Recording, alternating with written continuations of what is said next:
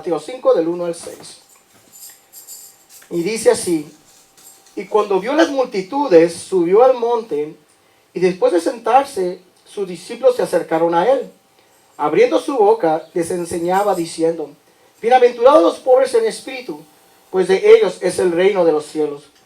Bienaventurados los que lloran, pues ellos serán consolados. Bienaventurados los humildes, pues ellos heredarán la tierra. Bienaventurados los que tienen hambre y sed de justicia, pues ellos serán saciados. Vamos a estudiar ahora el versículo 6 acerca de los bienaventurados, los que tienen hambre y sed de justicia. Como ya todos estuvimos viendo, ¿no? La primera bienaventuranza acerca de bienaventurados que son pobres en espíritu, y creo que ustedes ya saben, ya tienen la idea de qué es ser pobre en espíritu. Saben que ser pobres en espíritu son aquellas personas que sí, que Dios les ha quitado el velo. Ahora pueden ver en realidad cómo son, que no son lo que pensaban. Tienen la necesidad del Dios de Israel, el cual ahora te produce eso lloro. ¿Por qué? Porque te has dado cuenta al hombre que tú te habías creado, o a tu yo, pensando que estabas bien, que hacías las cosas de acuerdo a la voluntad de Dios, y pues quedaste decepcionado porque te has dado cuenta que eres un pobre, ciego, miserable y desnudo. Es lo que el Señor hace cuando el Padre te quita ese velo, te hace ver lo que en realidad hay en ti. Cuando tú te ves en ti, ves la necesidad de ti, te quebranta la palabra de Dios, te quebranta sabiendo de que no eres lo que tú pensabas, el cual eso te produce mansedumbre, el cual te rindes al Padre, te rindes a Dios. ¿Por qué? Porque te das cuenta que tú no puedes hacer nada por ti mismo, y también el Padre te da esa mansedumbre para poder actuar delante del hombre. Recuerden que la mansedumbre no es algo que es débil, no es una persona débil o una persona que mansita, o como muchos están equivocados en esa área, ¿no? Mansedumbre es una persona que tiene la capacidad de cometer o de hacer mucho daño. Una persona que cuando se enfrenta con alguien puede responderte de una manera que te puede lastimar, te puede humillar.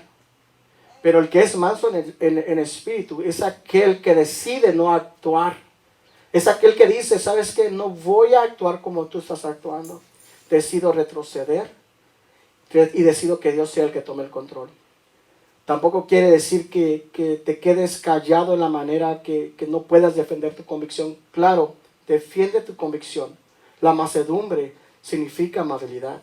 Significa también que cuando defiendas tu convicción, pero hay que hacerlo de una manera sin ofender. Hacerlo de una manera una manera que sea amable, para que ellos, viéndote a ti, el nombre de nuestro Señor Jesucristo pueda ser glorificado. Vamos a ponerle en Filipenses capítulo 1 del 9 al 11, por favor. Filipenses capítulo 1 del 1 al 9. Del 1 al 9. Vamos a leer esto, por favor. ¿Quién me puede acompañar? Una de las cosas que hemos estado estudiando acerca de las bienaventuranzas es que, como les repetí hace unos segundos, son características de un cristiano que posee esas bienaventuranzas. No es algo que él pudo obtener por medio de las obras, es imposible, porque son frutos del Espíritu Santo. Dice el Filipenses capítulo 1 del 9 al 11: y esto pido en oración, que vuestro amor abunde aún más y más en conocimiento verdadero y en todo discernimiento, a fin de que escojáis lo mejor, para que seas puros e irreprensibles para el día de Cristo, llenos del fruto de justicia que es por medio de Jesucristo, para la gloria y alabanza de Dios. Escuchen aquí: llenos del fruto de justicia que es por medio de Jesucristo para la gloria y alabanza de Dios.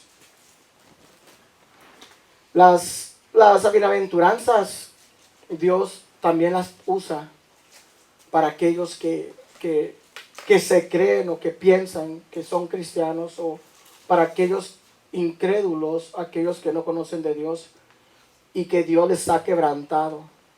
Y ellos, al mirar estas características de un cristiano, se quedan sorprendidos. O los mismos cristianos se quedan sorprendidos de saber que estas características podemos tener ya años como cristianos y podemos ver que no las tenemos, que no las poseemos. Si estas características no están en un cristiano, lamentablemente aún no es nacido de nuevo. Porque recuerden que el Espíritu Santo produce estos frutos.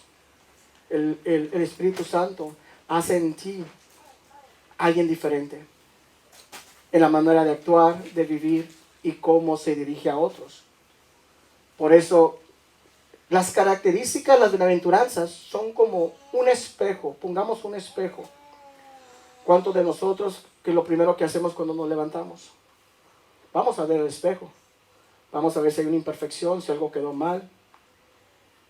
Pero el espejo no te puede decir a ti qué ponerte o cómo vestirte, ¿no? Solamente te va a reflejar tu condición, cómo estás. Y tú tomas la decisión qué ponerte, pero el espejo no te va a decir a ti cómo arreglarte o cómo arreglar tu condición en la que te encuentras. Y las bienaventuranzas es semejante. Las bienaventuranzas, cuando tú vienes a las bienaventuranzas y tú lees estas características de que si eres pobre en espíritu, te empiezas a examinar. Pobre en espíritu, Señor, yo no tengo hambre, no tengo necesidad. Y de hecho ni lloro. No me duele mi maldad, no me duele cuando miento, no me duele cuando hago algo que a ti te molesta.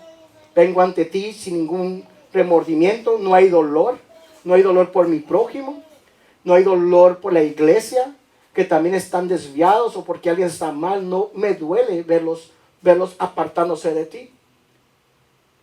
Cuando también eso que produce también lo que es la mansedumbre, Señor, aún yo sigo peleando con mis propias fuerzas. Aún yo sigo defendiéndome, Señor, con mis propias fuerzas. Yo no he tenido dominio propio, sigo enfrentándome a aquel que se enfrenta conmigo. Y también, Señor, no tengo la necesidad de la búsqueda, el anhelo profundamente, Señor, de buscarte. Entonces, no suenan las campanitas o la alerta diciéndote que hay algo que no estás haciendo bien. Hay algo en ti que no estás haciendo bien. Un cristiano que no posee estos frutos, las características de las bienaventuranzas, y estás lejos de esto, están apartados de Dios. El Espíritu Santo no los conoce. El Espíritu Santo no mora en ustedes, porque el Espíritu Santo produce estas características en ustedes. Si yo que predico, o personas que predican, o ministros, o personas que tienen un lugar en la iglesia, o oyentes que tienen años y años, viven engañados de sí mismos. Lamentablemente, Dios no los ha conocido. Vienen haciendo como cizaña en la iglesia solamente. Vienen a calentar asientos. Vienen a burlarse de Dios. Porque están menospreciando la palabra. No están prestando atención. La escuchan, pero no la ponen en práctica. Esto es lo más, es el pecado más malo que hay, que Dios no puede perdonar. Es el pecado imperdonable. Aquel que menosprecia la palabra de Dios. Es lo que Dios no perdona. El sacrificio de su Hijo en la cruz, que vino a traer salvación. Y aún nosotros no apreciamos, no somos agradecidos por lo que Dios está haciendo por nosotros. Y yo les digo esto a ustedes. Yo sé que la palabra de Dios incomoda y eso es lo que la palabra produce. Si yo les hablara de palabras hermosas, bonitas, estarían contentos.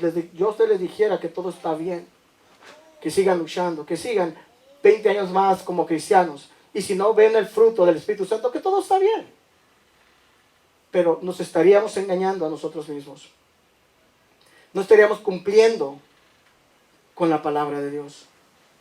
Estaríamos menospreciando la palabra de Dios. Y es algo que nosotros no podemos seguir avanzando de esta manera. Estamos nosotros quedando mal, haciendo quedar mal el nombre de Jesús. Cada vez que alguien te habla o por medio de tu actitud y se da cuenta que ya tienes 5, 10, 15 años de cristiano y sigues siendo la misma persona, qué triste que estés usando el nombre de Jesús para tus propios logros o para que tú te digas, mira, él es un hermano, carga su Biblia, pero el Señor no te conoce. Son aquellos que dirán después, Señor, Señor, no predicamos en tu nombre, echamos fuera demonios, pero el Señor no nos va a conocer. Pero Dios, como les dije, Dios sigue usando estas bienaventuranzas como un espejo. Yo quisiera que por favor prestaran atención a estas bienaventuranzas. Que después que tengan un poquito más conocimiento acerca de estas características, quisiera que pensaran y meditaran, Señor, yo no tengo esa necesidad de venir ante ti con un corazón quebrantado. De hecho, ni vengo con un corazón quebrantado ante ti. No me duele, Señor, cuando peco. No me duele ver a mi prójimo que vive sin ti. No me produce lloro, Señor. No tengo ni aún macedumbre. Recuerden que las bienaventuranzas no pueden estar separadas, va una con la otra. No puede ser pacífico y no ser pobre en espíritu.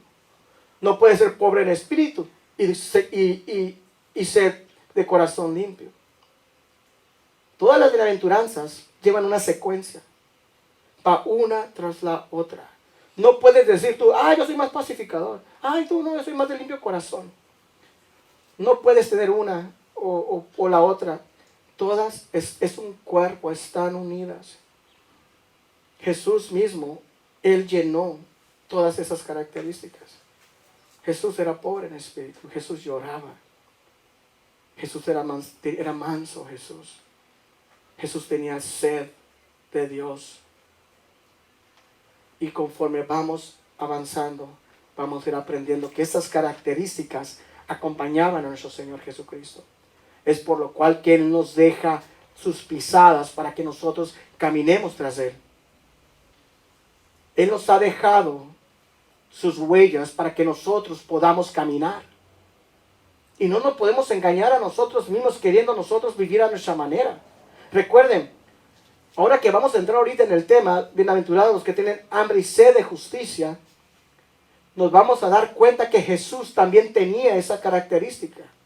Él poseía esa bienaventuranza, porque Él nos dejó las huellas, Él nos dejó sus pisadas, y podemos ver en Él que Él hizo también, Él tenía hambre y sed de justicia. Quería Él que se cumpliera la voluntad de Dios. Debemos nosotros estar alertas. Si vas a querer vivir en tu engaño, síguele con tu engaño. Pero recuerda que llegará el momento en que te vas a arrepentir. Porque eso es menospreciar la palabra de Dios. En las Escrituras, Mateo 3:15, aunque Jesús no tenía pecado, Él quería hacer la voluntad de Dios. Cuando fue a ser bautizado por Juan el Bautista, deja ahora porque así nos conviene que cumplamos toda justicia. Déjalo así, Juan, porque tengo que dejar huella. Tengo que cumplir toda justicia, la voluntad de Dios. Jesús no tenía pecado, pero Él tuvo que pasar por ese proceso para que nosotros pudiéramos seguirlo. Cuando el Espíritu llevó a Jesús al desierto para ser tentado, Jesús no tenía nada de que ser tentado. Él era Dios, Él es Dios. Mas el Señor pasó por ese proceso para que podernos dejar sus pisadas, para que también nosotros pudiéramos caminar y poder actuar como Él actuó, usando la palabra correctamente. Si no hay ese anhelo de vivir una vida justa, piadosa, si no hay ese anhelo de amar a nuestro prójimo, si no hay ese anhelo de buscar a Dios todos los días, buscando hacer su voluntad. Como dijo nuestro Señor, si su justicia no es mayor que la de los fariseos, pobre por ustedes. Los fariseos actuaban por medio de obras, pero el Señor dice, si ustedes no superan esa justicia, tampoco podrán entrar. Recuerden, la obediencia va acompañada por la fe. Debemos nosotros actuar de acuerdo a la voluntad de Dios, de acuerdo a la justicia de Dios. En Romanos 10:3 dice, porque ignorando la justicia de Dios y procurando establecer la suya propia, no se han sujetado a la justicia de Dios, porque el fin de la ley es Cristo para justicia a todo aquel que cree. Recuerden, el que tiene hambre y sed de hacer la voluntad de Dios, tiene que hacerla a través de los términos de Dios, a través de la voluntad de Dios, a su voluntad. Saúl, tan solo con el hecho, Dios se decepcionó de Saúl, porque él no actuaba de acuerdo a su justicia, él no seguía la voluntad de Dios. Dios le daba órdenes y él no las cumplía. Él lo hacía también a su propia voluntad. Él quería pensar, él quería hacerlo, él pensaba que agradaba a Dios cuando hacía las cosas. Pero Dios es tan claro, solamente haz lo que te pido. No me ayudes.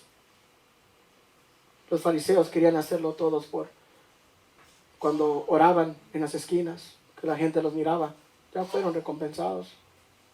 Cuando ayunaban, su imagen cambiaba, su semblante, tuvieron su recompensa. No hacían las cosas de acuerdo a la voluntad de Dios. No hacían las cosas correctas delante de Dios como Él quería. Por eso él decía, ¿sabes qué? Enciérrate en tu cuarto. Cuando ayunes, ponte bien. Pero nosotros muchas veces queremos actuar por medio de obras pensando que porque damos algo ya estamos en los caminos del Señor. Dice en Romanos 6:13, ni tampoco presentéis vuestros miembros al pecado como instrumentos para de iniquidad, sino presentaos vosotros mismos a Dios como vivos entre los muertos y vuestros miembros a Dios como instrumentos de justicia, listos para cumplir la voluntad de Dios. Antes de terminar con esto, les voy a dejar algo muy en claro. El que tiene hambre y sed de justicia es aquel que le busca al Señor. Aquel que busca hacer su voluntad. Es aquel que vive una vida piadosa, justa. Aquel que va a cumplir con toda palabra de Dios. Es aquel que está hambriento de hacer su voluntad. Es aquel que busca a Dios para poder cumplir su justicia. Bienaventurados aquellos que tienen hambre y sed de justicia. Bienaventurados aquellos que hacen mi voluntad. Bienaventurados aquellos que buscan mi rostro todos los días. Bienaventurados aquellos que tienen esas características de las bienaventuranzas en la vida de ustedes.